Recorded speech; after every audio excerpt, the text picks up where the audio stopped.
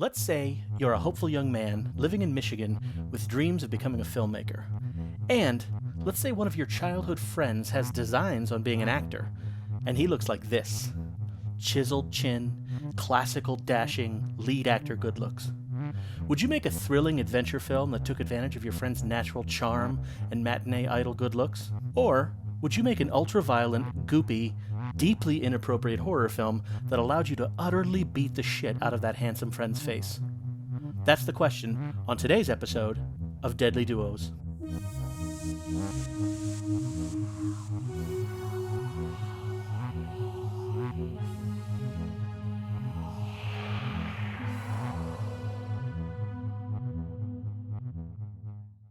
Of all the places that seem too far away from Hollywood to be a viable place to make a movie, Michigan might feel like the farthest.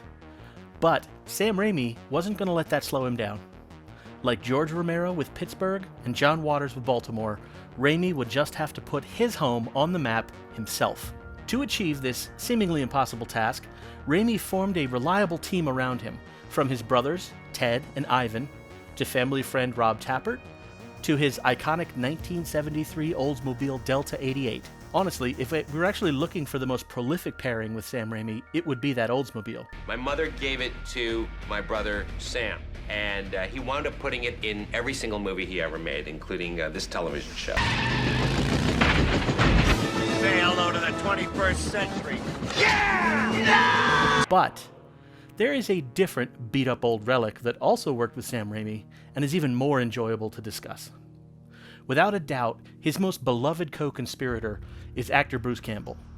Their cinema adventures began early in their lives, and not in the way you might expect an iconic horror duo's career to begin. Raimi and his circle of friends were all big fans of slapstick comedy, in particular, The Three Stooges. So when they started making short films in the early 1970s, many of them were broad comedies. 1972's Out West was a 2-minute short comedy western gunfight scene, followed by films like The Great Bogus Monkey Pignut Swindle and Attack of the Pillsbury Doughboy. When Sam Raimi decided to start taking himself seriously as a filmmaker and attempt to get a feature made, he knew that a low-budget horror film was probably his best bet. As a way of showing possible investors that they had the potential to complete a feature film, in 1978, Raimi and Company produced the short film Within the Woods. The film is a 31-minute short version of what would eventually become Raimi and Campbell's breakout hit, The Evil Dead. And it worked. The film helped them secure the funding they needed to go off into the woods and shoot one of the craziest indie horror films ever made.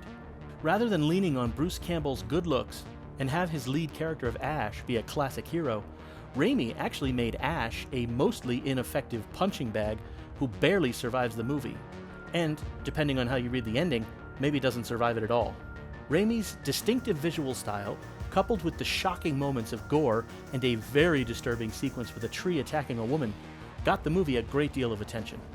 It even garnered the movie a positive review from horror master Stephen King. The film made nearly $3 million in theaters, and sure enough, their careers were launched. They teamed up again right away for the very next film, an unusual hybrid of comedy, crime, and horror called Crime Wave. From a script by the Coen brothers, the movie had a classic Coen crime structure to it, but the sensibilities of the Coen brothers and Sam Raimi combined proved to be a bit too much for audiences in 1985. After the failure of Crime Wave, Raimi knew he needed something that would get attention and it would put him back on track. That film would end up being Evil Dead 2.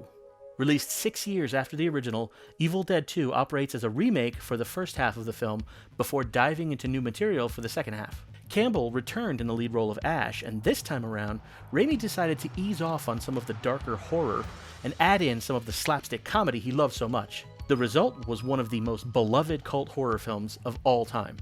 In the sequel, instead of being an ineffectual victim, Ash becomes something of an unconventional hero. However, Campbell's broadly comedic performance fit the wild tone of the film perfectly, and he balanced that unconventional heroism, the blustery machismo, and the slapstick comic timing brilliantly.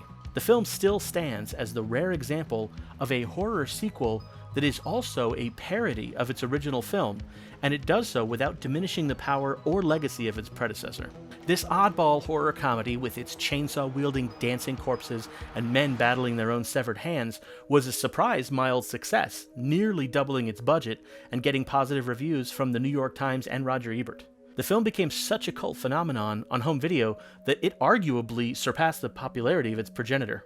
With a cliffhanger ending that threw Ash into the medieval past, another Evil Dead movie seemed certain. But both Raimi and Campbell would try their hands at other projects first. Campbell starred in the Larry Cohen and William Lustig exploitation film Maniac Cop, in which Raimi had a cameo as a news reporter, and they both appeared in small roles in 1989's Intruder, a supermarket slasher from their mutual friend and Evil Dead 2 alumnus Scott Spiegel. Raimi's next film was Darkman, a modern gothic hero film he created out of frustration at not being able to make a screen version of the beloved radio and comics hero The Shadow. Starring Liam Neeson as a disfigured scientist who invents a way to disguise himself as other people, the film ends with Neeson's character disappearing into a crowd as an anonymous citizen, played by none other than Bruce Campbell, who wasn't a big enough star at the time to headline the movie.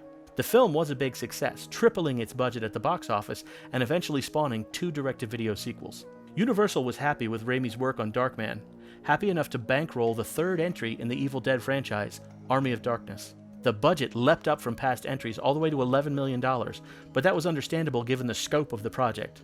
Like Evil Dead 2 reinvented itself as a comedy after the relentless terror of the first, the 3rd film in the series was a period fantasy epic, complete with armies and monsters and a dark doppelganger version of Ash.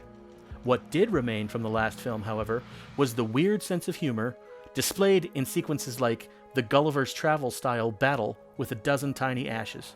The movie was a moderate success, and it actually raised the profiles of both the director and the actor, and they pursued their successes separately for several years. Raimi found mixed success in the mainstream with Quick and the Dead, in which Campbell had a cameo that ended up on the cutting room floor, for Love of the Game, and the 1-2 punch team-up with Billy Bob Thornton in A Simple Plan, for which Thornton earned an Oscar nomination, and The Gift, which Thornton wrote based on his grandmother.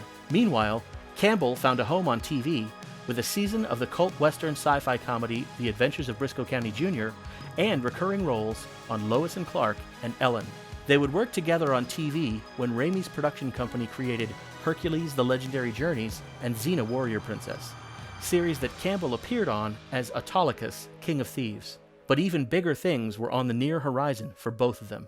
Raimi was hired to bring Spider-Man to the big screen, and the result was 2 beloved modern superhero classics and a 3rd entry that baffled audiences with its bizarre tone, which might actually be recognizable to fans of the Evil Dead franchise. Also recognizable was Campbell, who popped up in different cameos in all 3 films. Campbell also got busy and popular on the USA series Burn Notice as lovable ex-spy Sam Axe. Campbell was so busy that he didn't even appear in Raimi's follow-up to the Spider-Man series with 2009's Drag Me to Hell. It was a return to form for Raimi with its comedic horror and over-the-top gore, but it still stands as the only full horror film Raimi has made without a Campbell appearance. 2013 brought the remake of Evil Dead, which both Raimi and Campbell produced, and which had a short, unconnected cameo from Bruce Campbell as the original Ash in a post-credits appearance. And then, finally, after years of fan anticipation and years of Campbell denials, Ash was to fully return to the screen, but this time it would be the small screen. The TV network Starz, which already aired the Raimi-produced Spartacus, signed Raimi, Rob Tappert, and Bruce Campbell to a contract for a 5-year run of a TV series called Ash vs. Evil Dead. The series continues the adventures of selfish asshole Ash Williams, now a washed-up has-been still working at a box store and reliving his glory days while trying to impress his youthful co-workers when ancient evil strikes once again. Raimi directed the pilot episode and produced the series for 3 glorious, hilarious, blood-soaked seasons until the 5-season contract was tragically cut short.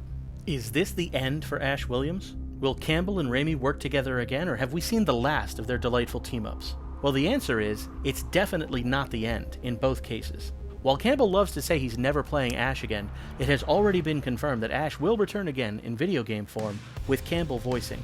And as long as Campbell and Raimi remain friends, and Raimi keeps making movies, it's very likely we will see Campbell pop up in them in some capacity. But will we ever get another wildly inventive, hilariously graphic horror film from this beloved team? Only time will tell. what kind of film would you like to see from them in their triumphant return? Let us know. That's it for this episode of Deadly Duos. We'll see you again soon with more scare pairs.